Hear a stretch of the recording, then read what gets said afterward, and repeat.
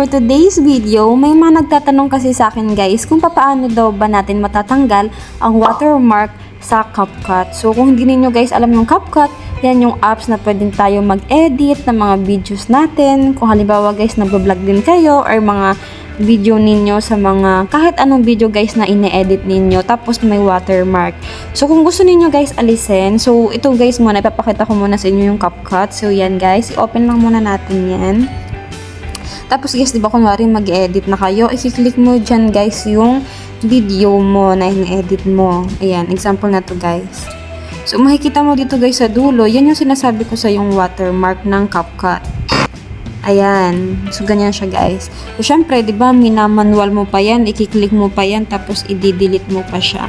So, yan, guys. Yung ituturo ko sa inyo is paano hindi na magkaroon ng watermark dyan lagi sa dulo ng ating mga ini-edit na video. So, super dali lang ito, guys. Hindi nyo na kailangan i-manual na delete.